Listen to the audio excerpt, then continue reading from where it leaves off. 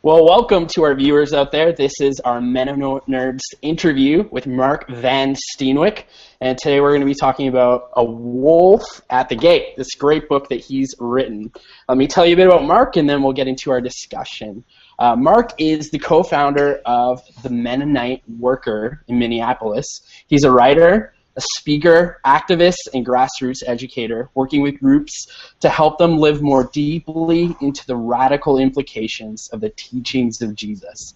He's contributed to a number of books and is the author of The UnKingdom of God, That Holy Anarchist, and the book we're talking about today, A Wolf at the Gate. He currently serves as the organizer for Carnival de Resistance, a traveling carnival, village, and school for cultural transformation that is coming to Minneapolis in September 2016. So welcome, Mark. Thanks for having me. Well, we're happy to have you. I'm told that you're a MennoNerd. I am. What's that mean to you? I don't know. I'm not I've thought about starting a splinter cell called MennoGeeks, but I decided not to. No. What does it mean to me? Well, to me it was kind of, I got involved because I'm really not from within the Mennonite kind of background, the tribe, and MennoNerds kind of has this fusion of kind of more of an Anabaptist focus, and I am a nerd. I was a nerd before it was cool to be a nerd, so those two worlds combined. And so I thought, count me in.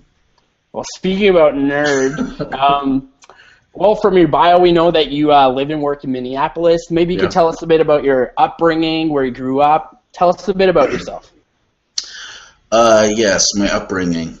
I was one of those kids that stayed inside and read books when other kids were out playing kickball and didn't understand why I didn't have more friends.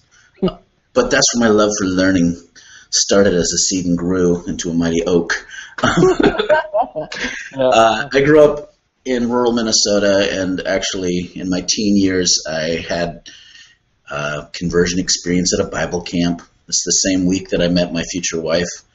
I met Jesus and Amy the same week, and I was really fundamentalist for a long time. And just to kind of jump ahead in the storyline, when I was in my early 20s, when 9/11 happened, I saw the reaction to war. People were like excited about kicking some Muslim butt, you know, and there was a lot of, to me it seemed really demonic. For the first time I saw it as a demonic thing, this lust for war. And so in a troubled way, I kind of went back to the Gospels, read them. And at this time, I was planning on going into the Air Force as a chaplain. So I read, I was in Luke's Gospel when I realized, oh no, I think I'm a pacifist. And so kind of everything was a slippery slope from there. So that's the nutshell version of my background, my Anabaptist origin story. I find it interesting that you said, like, 9/11, was it immediately like that, 2001, 2002, or was it later on when people started to get disillusioned with some of the campaigns? It was like within a couple months. Like, people were, because, remember that weird patriotism influx that happened, and I would have thought of myself as patriotic, but that paired, I was kind of uncomfortable with that for some reason that I didn't understand. But when I saw people being like really getting excited about engaging in war, that march to war, when everyone was excited, to me that just woke something up in me. And so I became suddenly found myself anti-war. And even like a couple months before, I was still planning on becoming an Air Force chaplain. So that's right. It's around that time, it was just months later that I started seminary. So my whole plan was to pay for my seminary through chaplaincy. Wow, that's quite the transformation. Well, what can you tell us a bit about your current family and living dynamic? Like, what's your life look like now, today? My wife, Amy, and our son, Jonas, who's 8, live in a big old house in Minneapolis with currently just a few other people. In the past, the Mennonite Worker has had up to 3 community households. Right now we have 1. And up until recently, we had a couple guests living with us, but we're actually entering into a season where we're not having house guests. And by guest, I mean pretty much strangers who didn't know before they came to us. So for most of my son's 8 years, he's lived with a rotating assortment of community members who are part of our community and various guests. So, has anyone ever like kind of asked you like, oh, isn't that dangerous? Isn't that, kind of precarious? Yeah. Yeah, people used to ask that all the time, but we're not usually dealing with emergency situation guests. Usually there's some sort of word of mouth and some sort of connection. And then also I used to always tell people this, like, it's not like we're asking random people to babysit our kid. Like, he's not being unsupervised with house guests in an unseen room. It's just, in fact, his room, in order to get to it, you have to go through my bedroom. He lives up the stairs. There's an attic stairway in our bedroom that leads up to the attic, and he has a little attic room. That's where his son lives. So you can keep your child in the attic? Awesome. Yes. He used to live in a big walk-in closet. So, I mean, if without context and seeing them, I mean, that doesn't sound very good, but they're really big rooms. Good. So what can you tell us a bit about like some of your work? Like you mentioned like in your bio that you founded the Mennonite Worker and you do something called the Carnival de Resistance. Yeah, so the Mennonite Worker part, that's basically kind of an intentional community situation. We used to be called Missio Dei, and we changed our name to the Mennonite Worker, largely through the encouragement of our Catholic worker friends, which is a similar setup of hospitality to strangers. Mm-hmm. But we've also, through it all, had our own worship services. So we're a Mennonite congregation. So we're kind of a hybrid of Catholic worker and Mennonite congregation. And we do workshops and trainings and activisty stuff and meals, things like that. But a little less than a year ago, I went on sabbatical. I kind of hit the burnout wall, which is not fun. It's kind of anybody in any kind of ministry tends to hit that wall at some point or another. And so things kind of came to a pretty big standstill. And so as we're kind of imagining what's going to come up in this next decade of ministry, I got involved with the Carnival de Resistance, or de Resistance, which is Tevin East and Jay Beck out of Philly. They put this carnival together, and I'm working as the local organizer to bring it to Minneapolis. And so it's really hard to explain what the carnival really is, because if you haven't experienced a carnival, it's like this ancient or a medieval kind of Christian tradition of people dressing up like with animal masks and stuff, and everything's all topsy-turvy.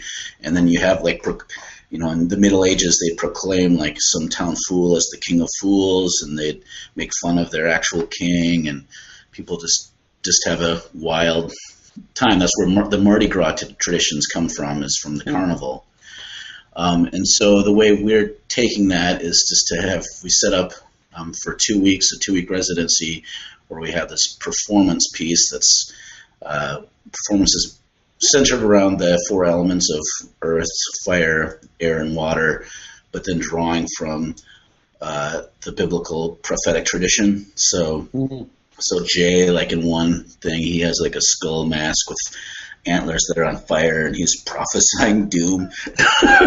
Or that's gotta freak some kids out. Let's be honest. It's a little intense. Or more gracefully, when Jay and Tevin are doing the air piece, Tevin is dressed like a dove, and Jay is dressed like a raven, and they have this engagement with singing and dance. And then there's a midway out front of the big top where there's different games. And there might be people dressed up, stilt walkers, magicians. It's just a carnival. But all of it is really an experiment in radical discipleship, calling people to sort of the ancient, to engage God in kind of the fringe, marginal sort of place, in the strange place, the prophetic place, and reconnect with the earth and with each other in a way that is outside of empire. So it's this real radical, awesome, creative burst, and that's why I got involved with it. Yeah, and you kind of mentioned like your process joining that was coming a bit out of like burnout. Do you feel like this kind of stokes a bit of creative juice in you, or? Yeah, to me, it's kind of cliche. I just turned 40 in January, and so you start thinking, am I really living into the edge that God wants me to live into? Mm-hmm. And I realized I was getting close, probably closer than a lot of people. I mean, I'm kind of doing the radical thing, but I realized that for me, the growth edge is creative, imaginative work. And so this really hit that spot.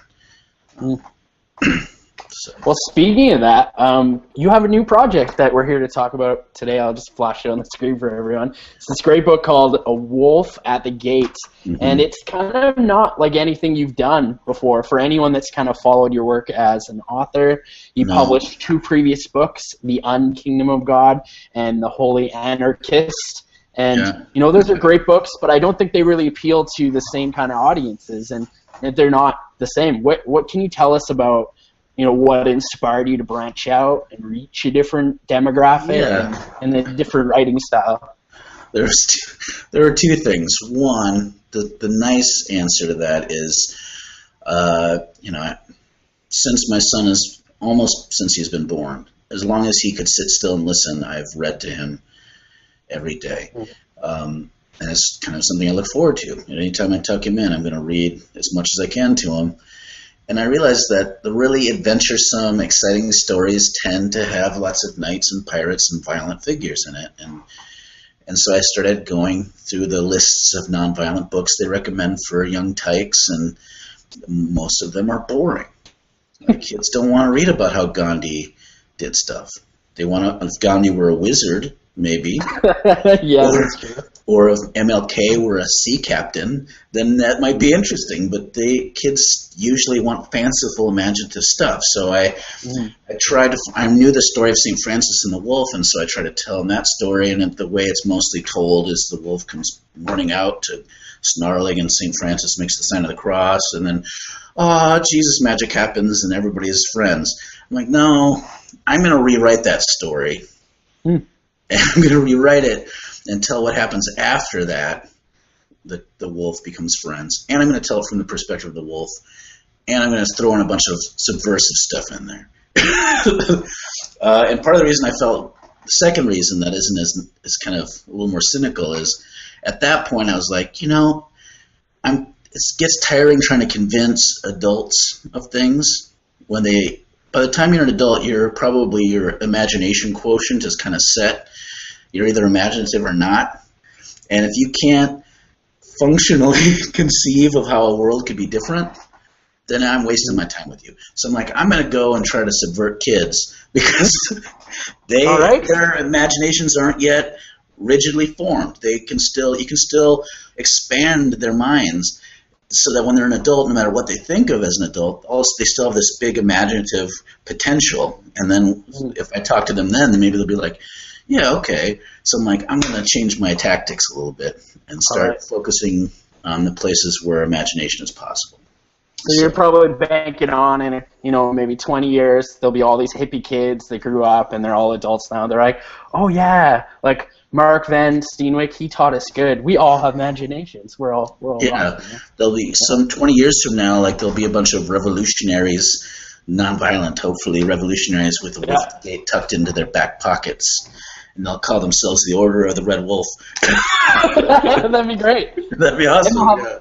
T-shirts, because you got to have T-shirts, right? And or like black berets with the red wolf emblem on them. All right, I like that. Very subversive. Yeah. Well, I've got like 2 kids of my own, and I find I also like read a lot of kids books. Like I look forward to reading my little Olivia. She's about 2 years old now. I read her books all the time, and I also volunteer sometimes at our local school division. So I'm reading all sorts of levels of kids books, and I'm usually unimpressed by them. Like kind of I share your sentiment. They're usually pretty boring. They're pretty trite. They're full of inconsequential, lame lessons and trite moralism. But I didn't really discover that when I read your book. I was actually quite overjoyed to kind of discover some depth there. I couldn't wait to just find out what was going to happen, and I was on the edge of my seat. I was like, oh no, is the red wolf going to turn and eat these outlaws and all sorts of things. Right? Yeah. But when you wrote this story, what were some of the themes and truths that you were really trying to convey to your readers? And and what were you trying to put out there? Because I really see A Wolf at the Gate is kind of a very parabolic story. Mm-hmm. It has lots of analogy, and it seems to capture something a lot different than, just like telling kids this is what you should believe, right? Yeah, and so in a way it fits within the genre of a fable or even a morality story. So there is a moral in the story, but usually these morals to stories kind of lack complexity. So what I wanted to do is try to get at what does nonviolence look like, but a nonviolence with teeth. I really believe that nonviolence is only authentic when you're in a situation where violence would otherwise be considered a viable option, right? So if you're having to choose not to be violent and instead be nonviolent, that's a real nonviolent moment. If it's easy to be nonviolent, like it is in our country, there's no cost to it. So I wanted to create a story where this wolf if the wolf did turn on people and start attacking people, that if you're reading it, you think, yeah, that makes sense. But I wanted to then change the direction of it. So I wanted to get at that, and in order to get at that, I had to get at some of the roots of violence. So from a wolf's perspective, the red wolf, she's upset because of environmental degradation, like her food supply has been cut into by the expanding territory of mankind or humankind. There's also I address issues of economics and politics, and it's only like 70. It's like a 80-page book, and 20 of the pages are pictures. And so I wanted to get at complexity, but not have a very wordy book. So one of my favorite reviews, I think it came from Publishers Weekly or Kirkus. They said that I had muscular prose, which was like, yes, I succeeded. The sentences they're straight to the point. It's really direct, but underneath it, there's this complexity. You can tell that things aren't simple. And I wanted to get at that. So to me, I've had some of my friends tell me this is my most theological book, which I first thought was insulting because I've written 2 books about politics and spirituality for grown-ups. But I think it's true because I think this invites you into an imaginative place more than my other books have. So it's a gateway drug. It's a gateway drug to the kingdom of God. Oh yeah, that's good stuff. I was once told that like truth can arrive incognito within a story, and I often think that like such the power of this book is that it arrives in a narrative, right? And you're captured by the story, and maybe because of that, you're way more willing to entertain some of those presumptions that you may have, right? How do you think that narrative is like more useful for you to arrive and communicate themes to your audience, rather than you could potentially write a young book, just, a catechism class. You could have written that, but, why use narrative rather than, cold syllogism? I've come to the conclusion that most people don't change their mind unless they want to. I've never really met anybody, or myself have I ever had someone convince me, and then for that reason alone I changed my mind. Usually there's something emotional or psychological going on underneath. And so to me, a story does is it provokes within you a longing for something different. You want Narnia to be real. You want Middle Earth to be real. And because there's some subtlety in, especially in Tolkien's writing compared to Lewis's, about the values and virtues of that world. When you discover them, you think you're discovering them yourself. You don't realize that Tolkien has put that in there for you. So when you come to this conclusion that agrarian lifestyle is better than an industrial lifestyle, he never says that in The Lord of the Rings, but it's kind of obvious if you're an adult. But when you read it there, but when you're a kid and you read it, you start having this desire to sit in the Shire and smoke pipe weed or whatever, you know, and have like mead and wine, weed, and walk around with hairy feet. You know, like you get this kind of nostalgia for a place that's never existed, and that creates a longing. So that later on, some of those people who love Lord of the Rings decide, I'm going to start a hobby farm. Now, if I were to go to them and say, or like, and with the Wolf at the Gate, you know, there are these outlaws that live feral off the land in relationship with animals. I could write a book on why you should become part of a wilderness band of anarchists. I could write a treatise on that. No one would ever. You could write it tomorrow, right? Yeah. No one would. People would be like, oh, no, that rubs me the wrong way. Mm. But if you create the story that's beautiful, people kind of long for it, even if they can't articulate it yet. You leave the articulation up to them, so they get to create it with you, so having it be told to them. Yeah, that kind of reminds me of a quote from the Brothers Karamazov by Dostoevsky. He says in the book, and I'm only telling you this because I stole it off Ryan's end, but he says that beauty will save the world. And I think there's such like strikingness, like paint a picture of a new reality. And like you said, like there's that longing for something more beautiful. And I always think that like we internally know that once you know something to be true, you can't unknow it and be true to yourself. Mm-hmm. And I think that's the power of beauty, is that it always awakens us to alternate realities. Yeah. So we read in The Wolf at the Gate, The Wolf at the Gate of the Red Wolf. You know, I'm going to kind of start towards the beginning of the story. And we read this kind of founding story of how she's raised. Her mother and her father kind of give her these really great myths. The one's about a raven, and they're kind of founding myths that give her wisdom and instruction. And yet, as we read the story and it develops, you know, we see that conflict causes the Red Wolf to really begin, you put it in your book as she began to give way to rage. And I wanted to ask you, you know, in what ways do you think that is exactly a temptation for our generation today? Like we may have these great ideals and values, but we give way to rage and our wisdom fails. You know, how does that speak to our world today and our own temptations? Yeah, I mean, I think on the one hand we are given over to the rage that we have, but in some ways I oftentimes, this sounds contradictory, think we don't have enough rage. And let me unpack that a little bit. I think there's a rage sometimes when you're really upset and angry about how the world is falling short of this vision, this beautiful vision, or it's pushing in on your own community so it's hard for the people you love to flourish. There can be a rage that comes out as destructive. You just want to crap on everything. Sometimes rage you can channel it into creative things. And so this is, to me, why I don't like linking rage with violence necessarily, because I think there can be a rageful nonviolence that isn't necessarily bad. Like where you're angry, but anger doesn't have to be destructive. You channel it. Where I see us giving way to rage, and I see the Red Wolf giving way to rage, is there becomes this destructive impulse. Like, I'm going to tear it all down.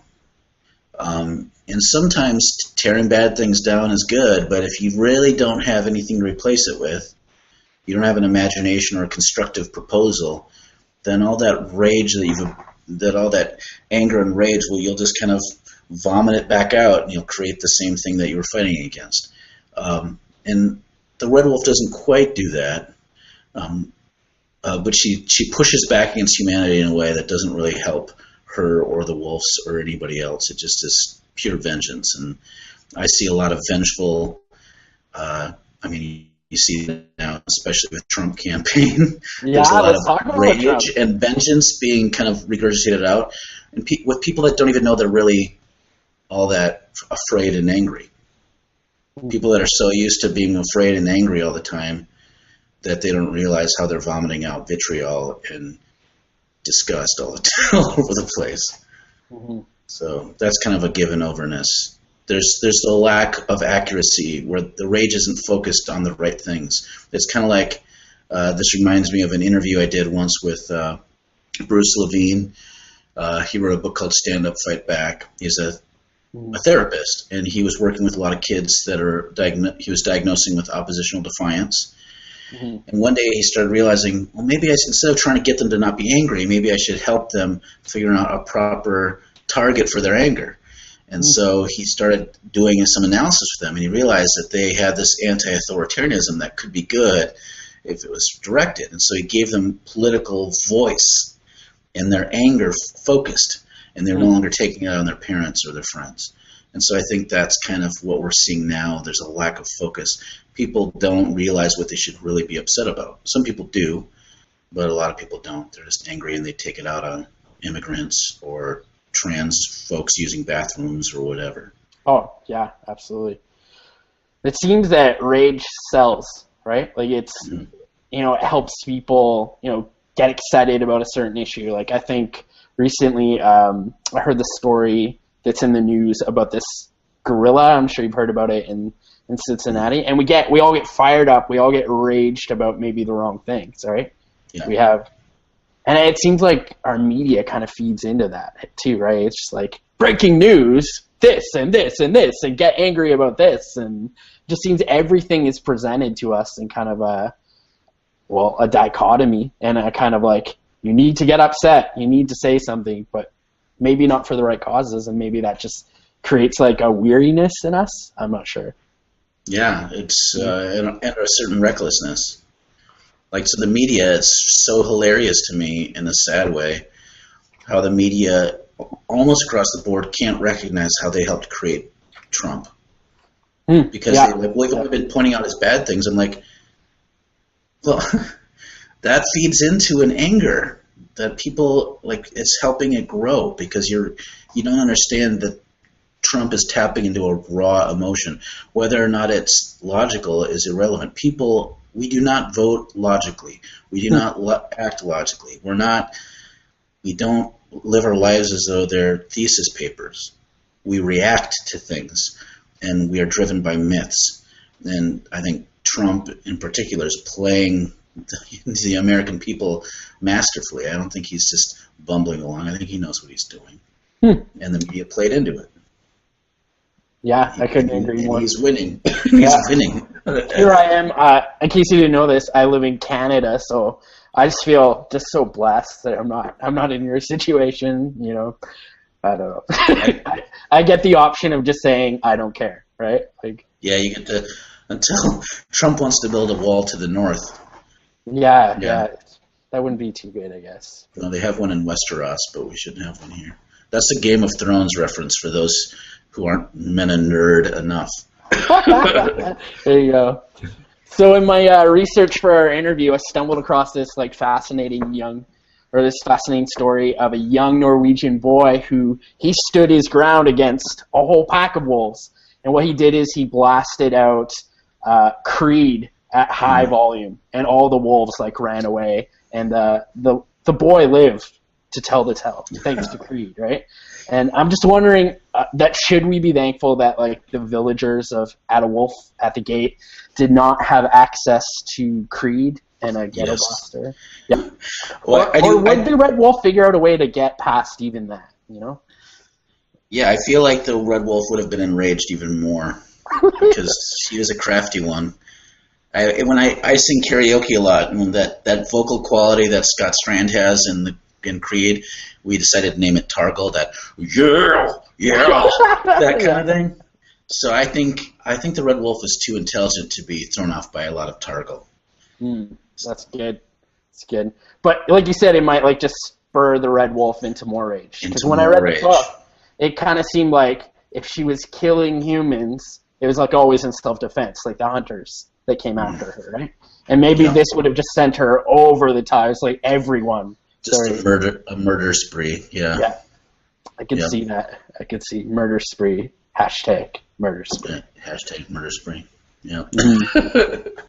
So the Red Wolf is kind of in our story as it's developing. I guess at this point in the story, she gets abandoned and she's left on her own to survive. And this will to survive and this fear really of dying kind of spurs her on to be a bit risky and kind of cross some boundaries. And then Yeah. as she crosses boundaries, we kind of discover that, like, oh, she starts to live from a place of rage and violence and greed. And it feels good, right? She crosses the line. Mm-hmm. And as she develops as a character, she transforms into the blood wolf. And she becomes the very thing she wants to despise. Yeah. And I wonder if this is a metaphor for us today. Does our hunger for, let's say, economic prosperity, does our hunger for, whatever you want to say, like land, oil, whatever you want to put in that category, does our hunger help us to forsake our identities, even if we don't realize it? Oh yeah, I think the initial impulse that the Red Wolf has to survive, and even the sense of anger at humanity for depriving her and her pack of their own prosperity, what they need to live. I mean, that all makes sense. But then, there's this point where, her father tells her earlier on that humanity is unique among all the animals of the forest because it kills when it's not, doesn't, it eats when they're not hungry, and they kill when there's no need. Mm-hmm. Like, I can't remember how I put it, but there's this unique greediness to humanity, and she realizes that she becomes that herself. And it's perpetuating this same kind of spirit that she was pushing against. I think humanity, we're living our lives relatively out of balance. I mean, to me, this thing that she hates about humanity and this thing that she realizes and has shame about herself, it sounds a lot like capitalism to me. This idea that you can keep acquiring more and more and it's okay. What the difference is this village can push its territory onto Wolfland and the wolves notice. And maybe other people notice. But in our society, like, we've become blinded to like how this whole thing works. We think everyone can benefit from capitalism and no one is being hurt because we don't see the direct results of our actions. We think that the military is the one doing the killing. We don't really see ourselves as complicit in our use of oil. So there's it's like a micro version of what we're experiencing in the world at a macro level. The greediness that we live is pushing people off their land. And so to me, that's kind of a given overness. We might not think we're doing it out of rage like the wolf is, but there is it's not an accident that all these people groups that we've robbed from, we somehow have this disgust towards as a society. Like, why is it that we have this fear of black men? Why is it that we mock indigenous people and call them drunkards? Why is it that we make fun of Mexicans and call them lazy and all this sort of stuff? We've only taken from them, really. It's interesting. There's some sort of disgust or rage that's in there. Yeah, hunger as a means for projecting our own wants and desires on the world. It's dangerous stuff. Is there any way out of it though? Because I often think, like, for instance, my wife goes and she buys me a shirt, and I often think, like, well, did she buy it from like fair trade or anything like that? Like, is there any way to really get out of the system so I'm no longer complicit? Or, yeah. Well, later on in the story, obviously a little idyllic, and we can't really live this way. These people, these rewilding outlaws, their hard life in the woods where they live in relationship with the animals in the land, at least it points in the right direction. They first have to realize how to be content with enough. Like, I think we need to cultivate in our own societies a spirituality of enough. And it's, to me, one of the great resource for learning about this is Mary Jo Letty, who's a Canadian from Toronto. Oh, all right. She talks a lot about that. She has a book about gratitude. I think is something that we lack a lot in Western society, the spirituality of gratitude. And I see that kind of pointed at by the Beggar King's character, and he teaches it to these outlaws.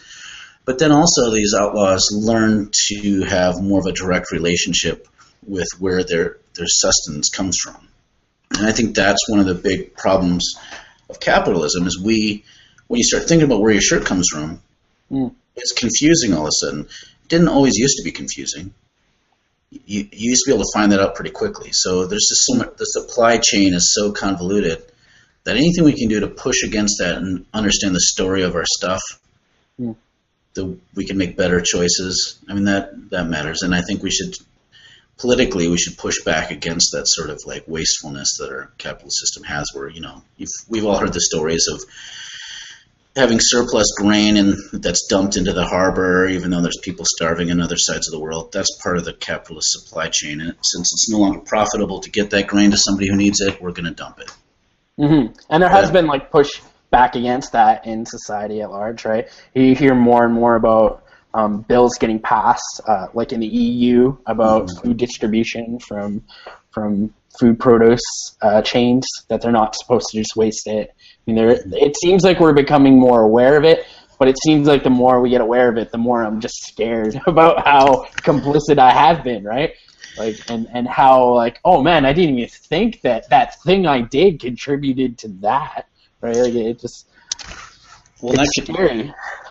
Yeah, and that can shut you down. Like, so I've known a lot of people that, I mean, that's the trick, is to keep walking forward and not get shut down on this stuff. Because if you let perfectionism take root, you're kind of screwed. Like, you can't be perfectionist about it. I know tons of purists who are all about living off the grid and who don't, and maybe they never will. And they allow that fact that they can never do it perfectly to keep them from doing much at all. Like, they have this sort of, I think that's kind of that kind of apathy that we have in the society is common.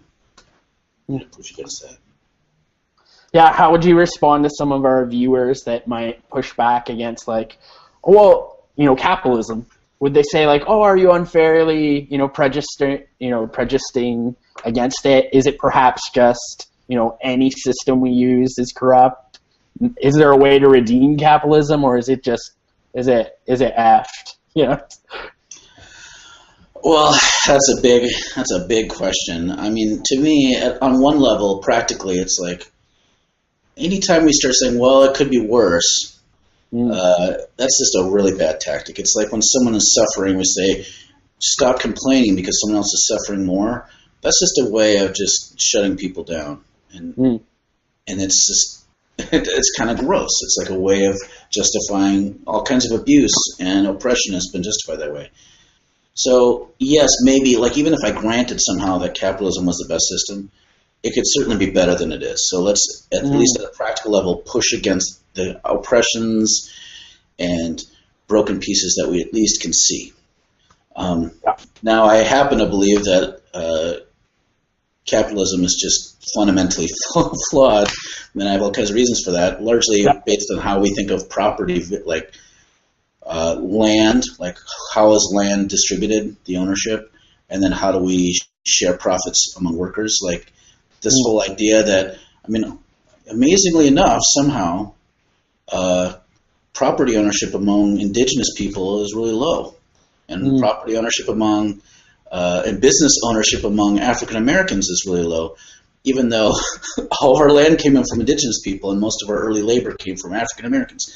So, like, obviously there was an injustice there that we never really corrected, and it's been passed on. And yet somehow we still think that Donald Trump, for example, that he is a self-made man. Like, that whole myth, we need to shatter it and recognize that the land and the workers on the land create prosperity, and we need to have an equitable system for sharing the benefits without harming the earth. And that starts pushing you into different kinds of socialism, the dreaded S word. Oh, well, in Canada, we're all about socialism. Like, we're way more socialist than the American context, right? Like, I've got my free health care where I can go get my feelings checked for free.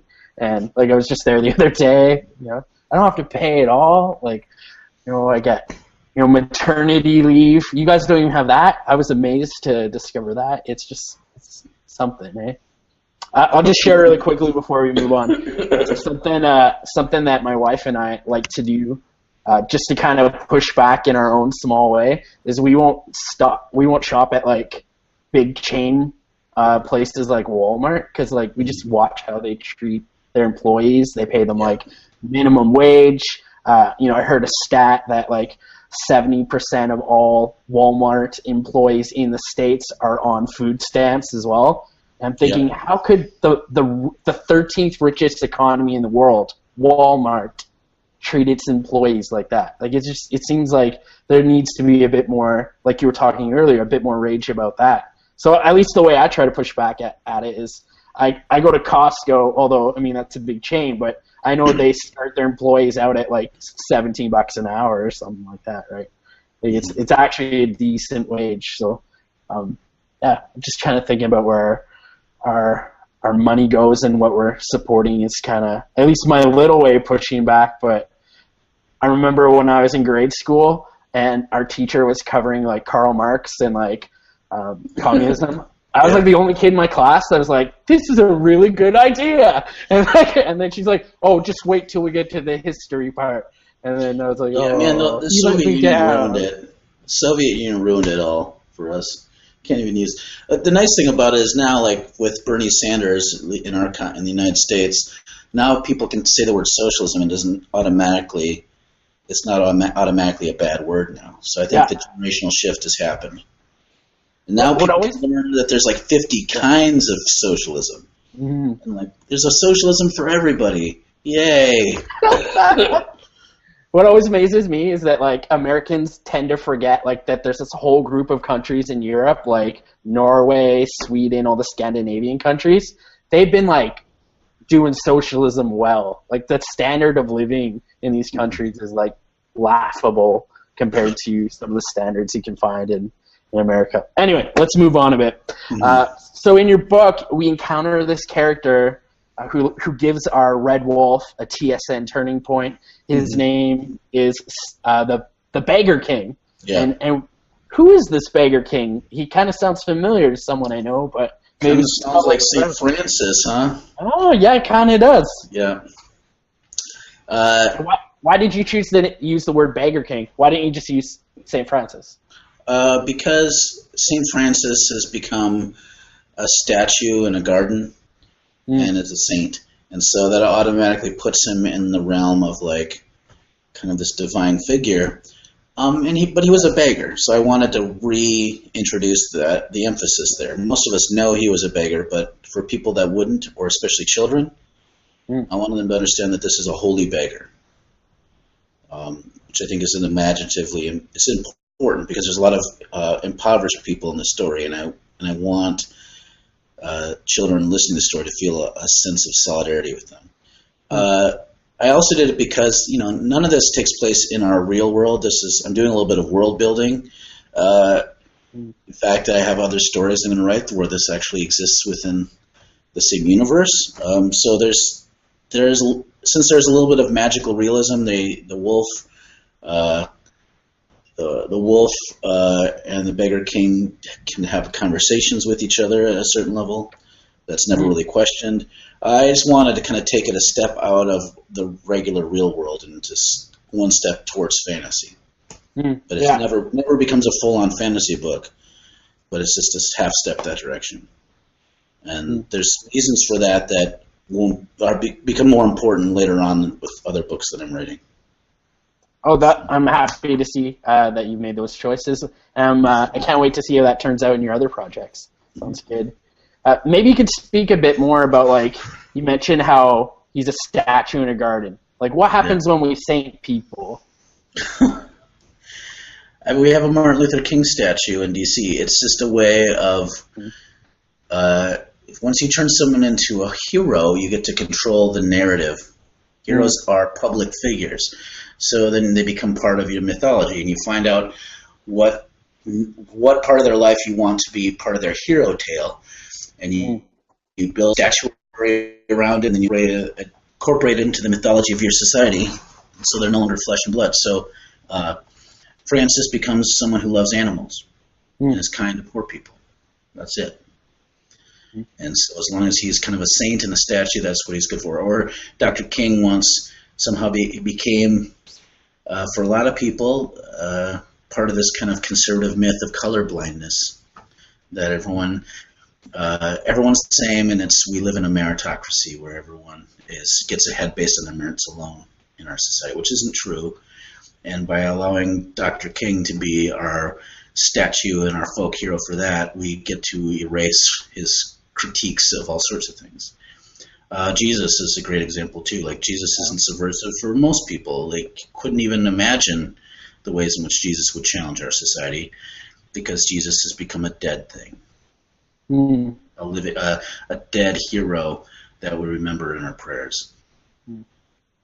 Yeah, I think it was actually Stanley Hauerwas that said the opposite of, what was it? The opposite, the enemy of Christianity is not atheism. It's sentimentality.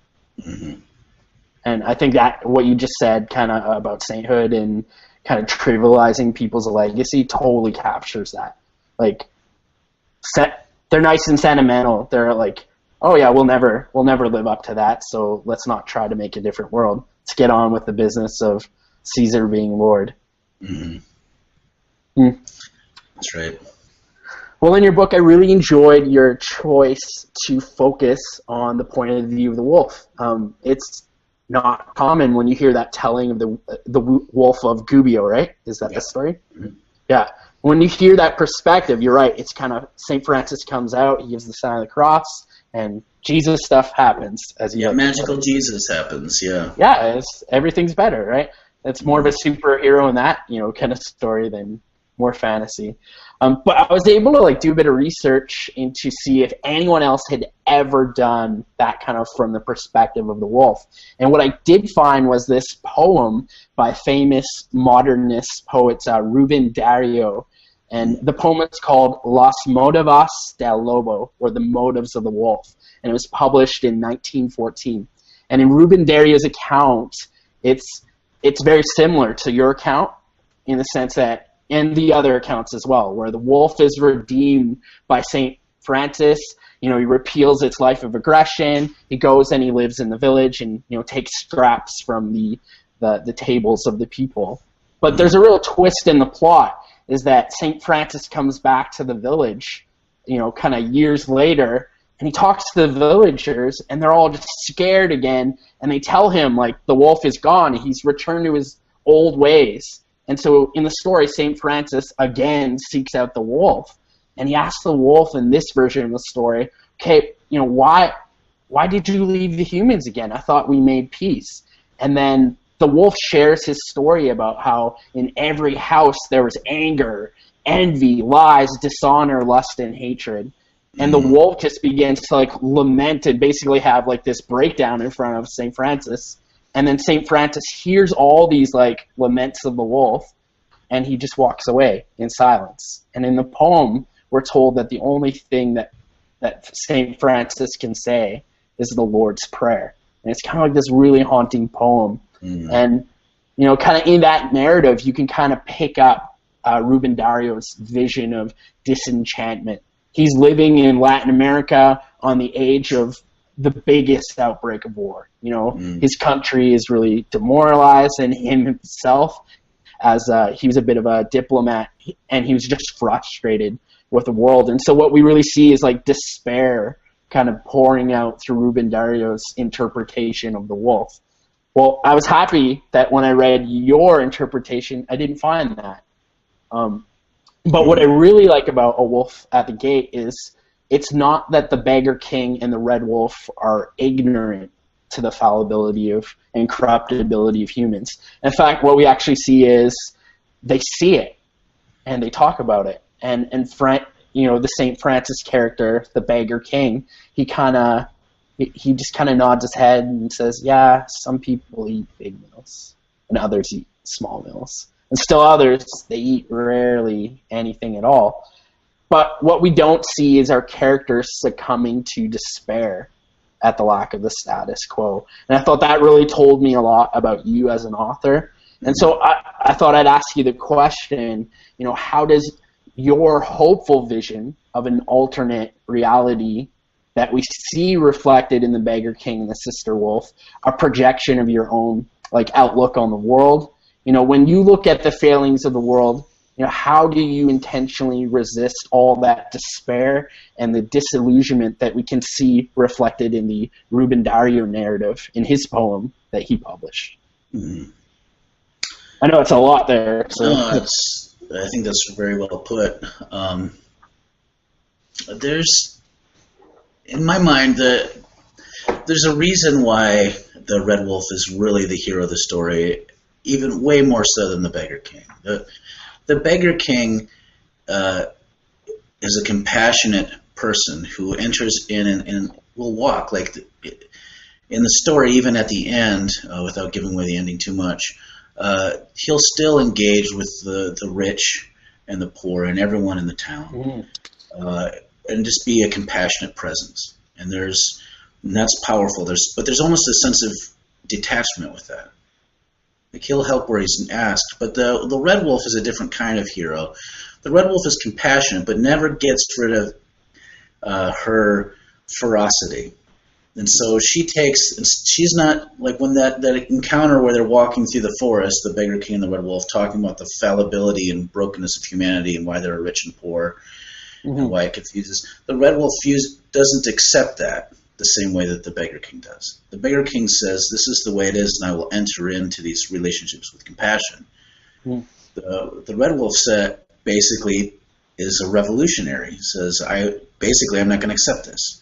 And she has a choice to be able to, she confronts the injustices she sees either with violence or nonviolence, and she chooses this nonviolence that's still a very illegal and subversive kind of act, and tries to create with these outlaws who are they're not good guys, but they're desperate guys. And she creates with them and some of the other animals this little place where something like justice can take root. And to me, that's kind of, I feel like, what I try to do in my life.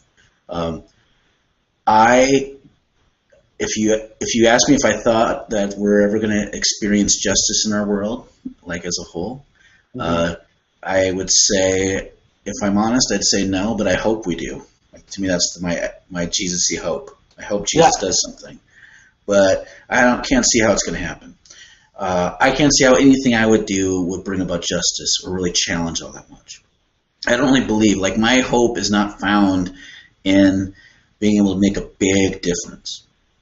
My hope is found in two places. One, there's kind of, I have an anger in me that'll never go away. It's kind of like the Red Wolves. Is like, screw them. They can't take this away from me. I'm going to do it anyway. Like, there's always part of that. They can't define my Christianity for me.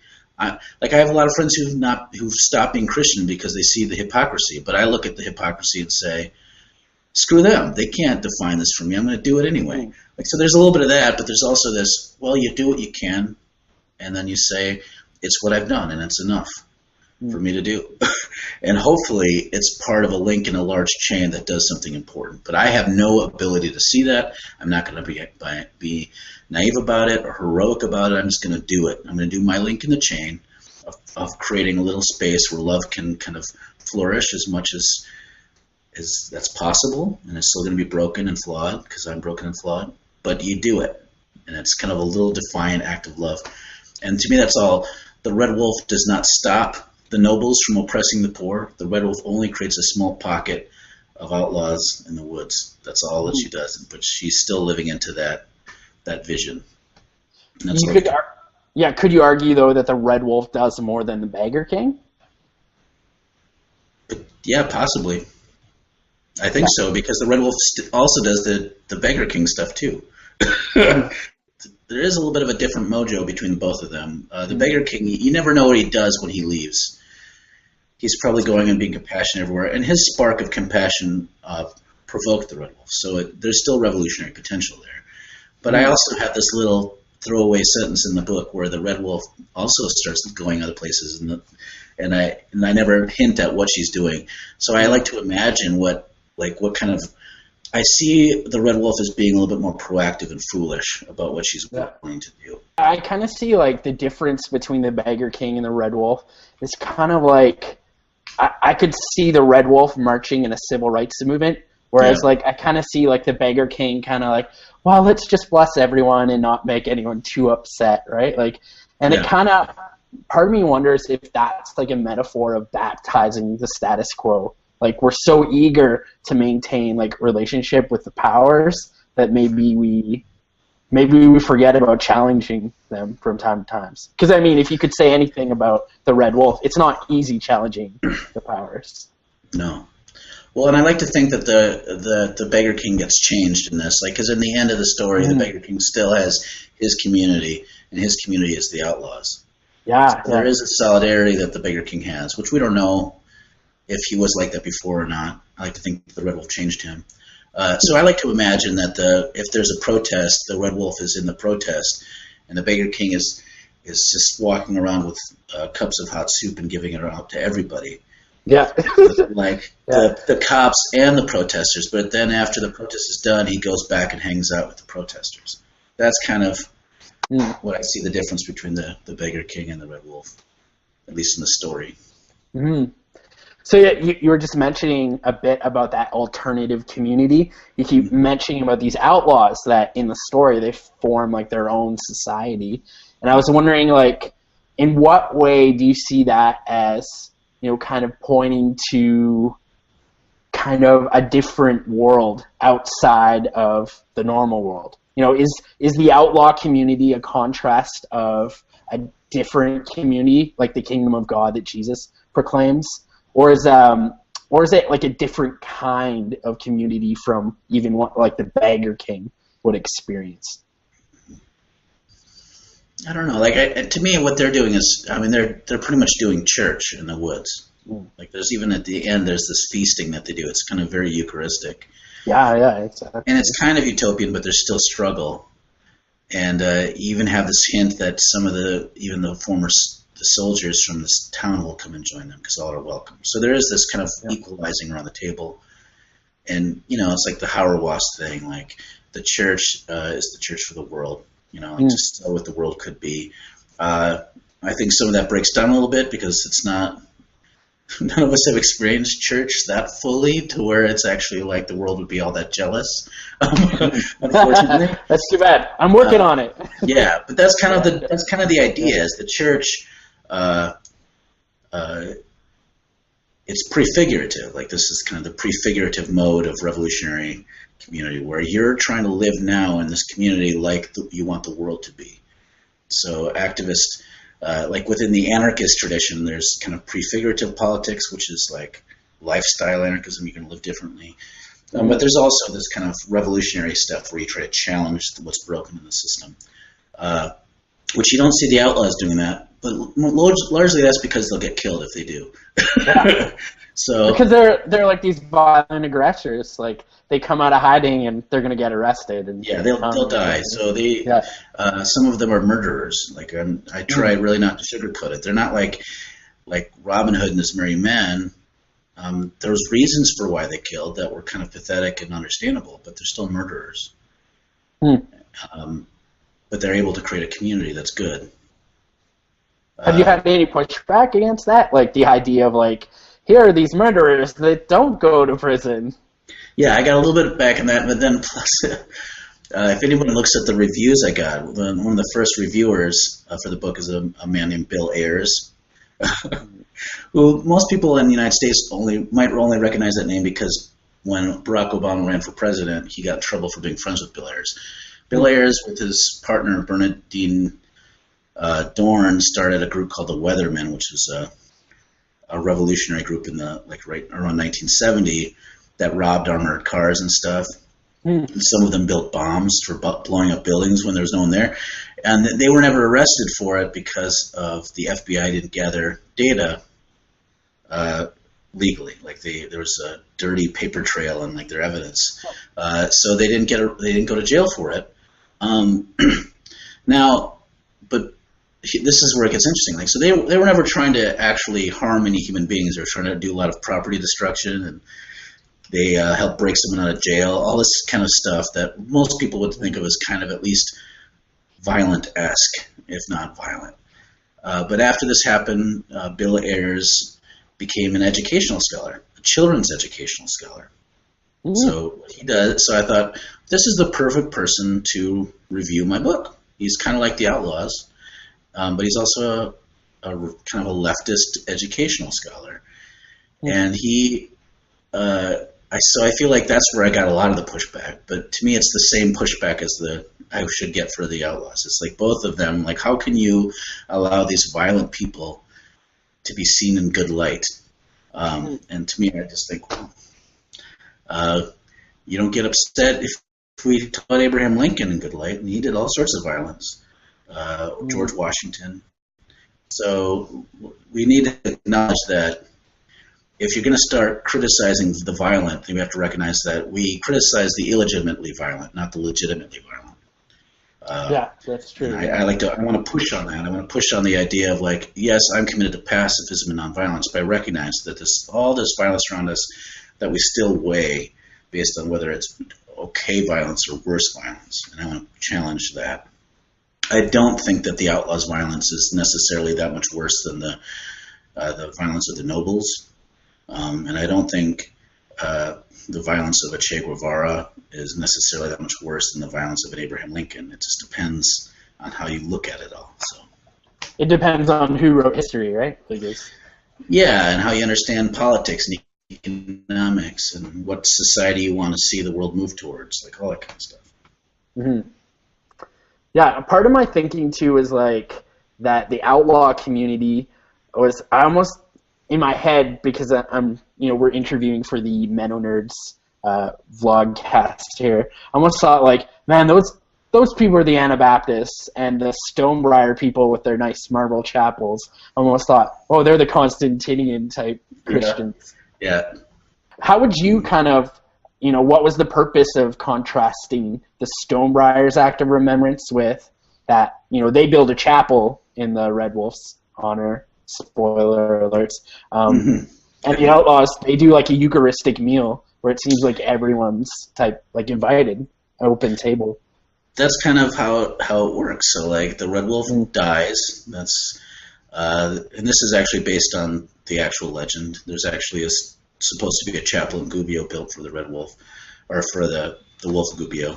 But so they build this chapel that's clean and nice, and so that basically the leaders and lords of the city can feel like proud of themselves.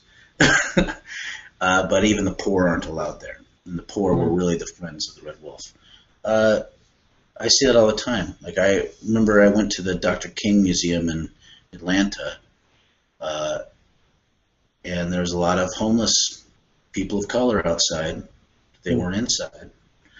So that was kind of part of the inspiration as we create these spaces. Like, even in our churches, we'll often not allow the homeless in.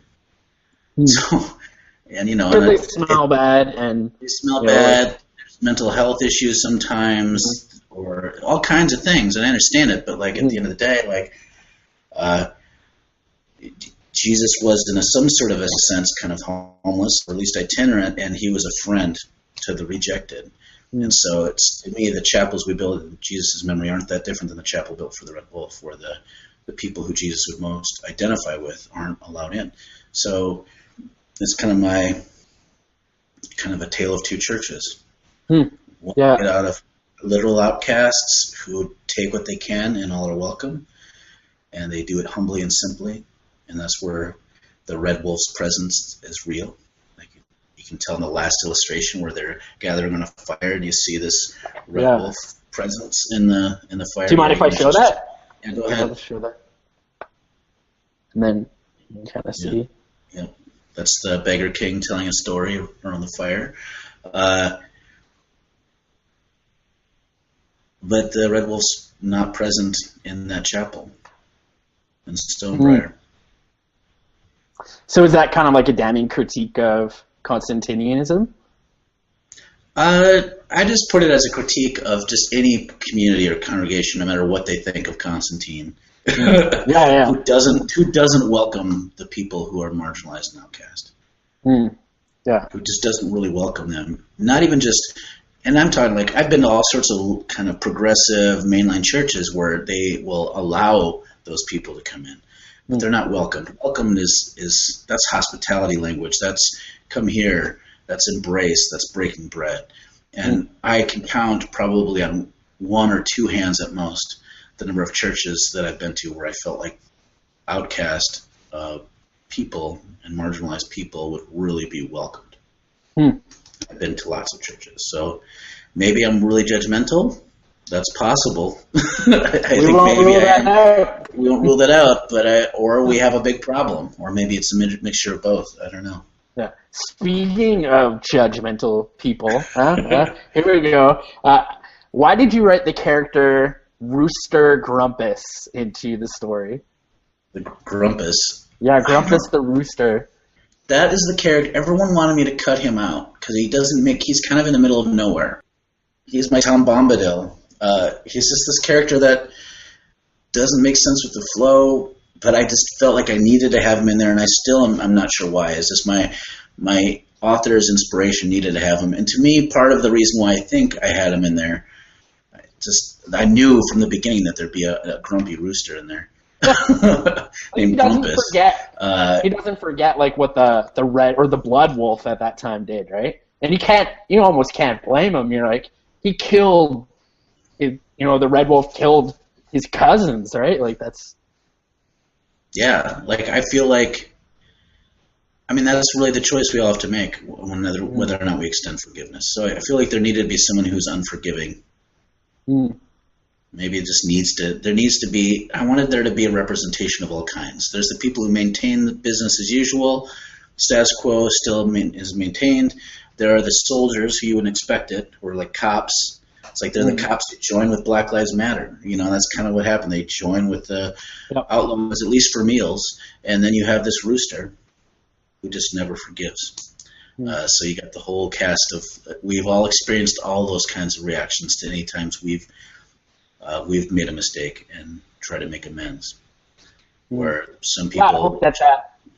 I hope that character Grumpus, like maybe he'll speak to a kid one day where they like have this big, mess up and they kind of think, oh yeah, even though I've got my life on track a couple of years later, there's always going to be a Grumpus. You might like sow that seed of like, even though the red wolf is a hero, often in a lot of the stories we tell, our heroes are triumphalistic, right? Like they just conquer even their doubters. It's not like Superman has very, very little bad press, and when he does, he gets over it. Everyone, usually his critics get over it, except for Lex Luthor, right? Yeah, that's right.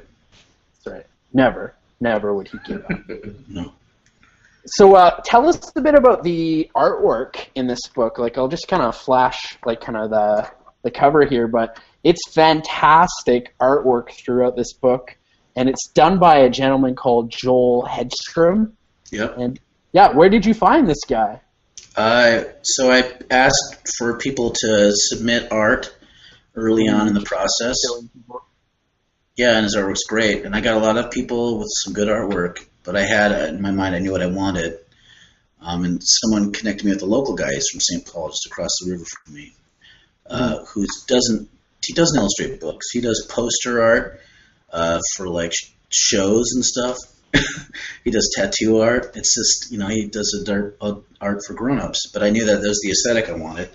And so he agreed to work with me on it. And it was a great collaboration. Like, I am an artist, but I didn't feel like I had the chops to pull off illustrating my own book. But because of, maybe it was irritating for Joel, but I explained to him exactly what I wanted, and then he'd kind of do it. But I knew his style enough to know, like, it was a very easy process, and I got to have a lot of input. And if you look up Joel Hedstrom, Google his name with art, he'll pop up right away. He's got a very distinctive style. I was thinking, I read a bit about him and just kind of reading up on everything around this book. And he has kind of like a Japanese influence, eh? Like so it's woodcuts, Japanese style tattoo art. Like it's just a stark, and he does it all digitally, which was easy for formatting for a book. But it definitely has a traditional woodcut with Japanese influence kind of style. And he's got tons of art that you can find that has that kind of same style.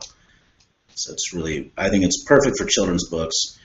Children like visuals that are going to like really confront them. Lots of bold colors, simple shapes. I think most artists out there, they try to draw real good, but they lack a sense of style and restraint. And Joel's got a lot of style and restraint, so it's great. Yeah. So what would you tell our viewers that are thinking, oh, man, I need to get a tattoo of the red wolf? Do it, or? There was a guy, a friend of mine got a tattoo of the wolf, but it wasn't red. It was like a regular-looking wolf. Mm-hmm. But the same picture that you showed up earlier with the Beggar King and the wolf making amends, he got that tattooed on his arm. I have a version of it on my arm. This is a tattoo from a old German woodcut of Francis and the Wolf of Gubbio. Nice. So you really live this story. It's like, it's on you. Yeah, this was my commitment cut. I put this tattoo on me when I knew I was going to write that. I'm going to get it, hopefully, if I can figure out a way to pay for it, I'm going to get a tattoo on this arm of my next children's. I have a 4-part children's saga series of novels that I want to write. And then there'll be a day where you're like, man, I need to find some spare skin because, like, I got to write another book. Yeah, I'll be just tattooed everywhere. Yeah, just like, hey, we won't even have to tell people, like, what books he wrote. We'll be like, and now introducing Mark with all his tattooed books. And you're like, I wrote this book and this book. And this one right here. Says no regrets. Yeah. That's right. So I also discovered a bit in my research for our project today is that there's an album that came out alongside this book. And it seems like the more I look into what you put out into this project, you really invested a lot. Like, fantastic artistry, and then here we have a whole CD of tunes. Yeah. What was the story of how that project came about? Well, I raised Kickstarter funds for this and self-published it first, and then it got picked up by a publisher. But early on, I had in my mind, like, I want to do a children's album. I don't know if it's possible, but if I raise beyond it, then I'm going to, that'll be my extension goal. And a friend of mine, John Felton, is part of a group called John Felton and his Soulmobile, came up and asked me if he could do it. He really wanted to. He'd never done that, but I knew his sound would fit with what I had in mind.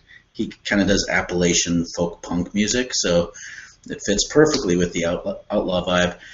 And again, I got to collaborate with him. Like, I wrote some lyrics that he put music to, but I had a sense of gelling with the style. I actually sing in one of the songs. He allowed me to do a cover of Duran Duran's "Hungry Like a Wolf." There you go. Well, I was going to ask you, and I sing in that. That's my vocal debut as a singer. I was going to ask you what your favorite song was, because actually in the whole CD, I loved the cover of "Hungry, Hungry Wolf." At first, I thought it was just "Hungry Like the Wolf," and then I started listening to the lyrics. I'm like, "Slip under the fence, da da da da da." I'm like, oh man, he wrote this song. Under the fence, the farmers are tense. Yeah. I was like, that's some genius writing, like.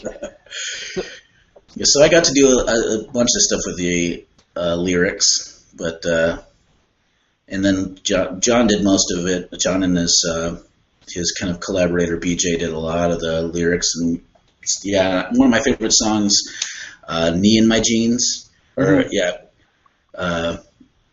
kind of like, to me, it sounded like this classic song that should have been around for 50 years, but he wrote that. It has the sound like an old school, like, people should really listen to it. They should get it. You can listen to it on Spotify, I think, too. So it's out there and everywhere you can listen to music. It's easy to find. So you guys should, like, tour that, like, get a band together, like, tour around, like, go to all these, like, intense clubs and bars where people are just, like, throwing beer bottles, like in the Blues Brothers or something like that. And, like, and then halfway through the set, you should come out and be like, and now I have a story. And all these, like, adults should just, like, all right, man, let's listen to him. And, like, you could, like, have a super, like, I could picture, like, especially at, like, Bonnaroo or Burning Man, people would eat that stuff up. Well, we are going to perform it at the Carnival de Resistance. We're having a small side tent. And I have a character named Oakbeard, who's kind of just a whimsical carnival character. I have a tree mask. I'll do storytelling, and then John's coming out, and then we're acquiring a local band to kind of play some of the music, and we're just going to go for it. If we had more money, we could probably travel around more, but, you know, that kind of stuff is expensive. So we do when we can, yeah. You got to make it work. Like maybe like talk. Do you have any friends that are like in bands and stuff? Not really. Not really. I got a couple of friends, and like it's always amazing to me how they just found ways to make money to support the tour. They'd sell shirts that they bought for like $2 for like $25, and like it was intense the ways they could find money. It seemed like, yeah. Yeah, I probably need to figure out how to do some of that. I'm not good at selling merch. No? No, like even when I go to places where I'm supposed to talk about my book, I'll forget to bring copies of my book. Like I'm. And so people are like, I really wish I could give you money, and you're like, no. I don't have copies with me. It's happened a number of times, yeah. All right, last question of the night. I think probably the most important question, and I didn't brief this question you at all beforehand, but I was just going to ask you, what's your kid think about this whole project? How is your own kid, identified with you writing something? You mentioned him a bit as the inspiration. How did he like what his dad did for him? Jonas is, he's kind of a mischievous kid, and he will never tell me to my face that he likes it or not. He'll only tease me about not liking it, which I know means he does. And I'll catch him looking at it. I've caught him looking at it, and I've caught him listening to the music. And sometimes he'll ask, but he won't ever praise it. So, because it's just how we relate. But he's into it. He thinks it's great. I think he's trying to figure out whether or not the stuff I do is a big deal or not. He's not. He doesn't know if it's just, is my dad a big deal author, or I think that's where he's at. And okay, well, you tell him, according to this podcast, you're a big deal. I'm just going to say that. Just so the viewers know. I'm going to show him this, and then he'll believe me, because some man on the screen said so. Oh, a man from Canada, and we know things. Canadians know things. We do. We have maple syrup and things. We also have maple syrup, but it doesn't taste as mapley as your Probably maple not. syrup. I bet you it has more freedom, though. It does. Awful, bitter freedom. Yeah, and it tastes kind of like blood and oil. And on that note, how can you tell our audience to find you, Mark? Where do we find you? Do you have a Twitter? Do you have a website? Or are you on the interwebs? I am on the interwebs. I just search my name, Mark Van Steenwyk. I show up. I'm on Facebook. I'm on Twitter. I have a website, markvans.info. You'll find it all there. All right. How often do you Google yourself? You said it shows up, so obviously at least once. I've Googled. I used to have a Google alert set off for my name. That's awesome. Just because I was vain and wanted to know. But now I just know it's out there because, I put it there. Yeah. I'm on social media and I have a website, so it's there. That's good. There's just not other Mark Van Steenwyks in the world, so it's pretty easy. It's a pretty, Van Steenwyk is a pretty righteous last name. Sounds like you could be a pirate. And with the beard, I think that totally could go.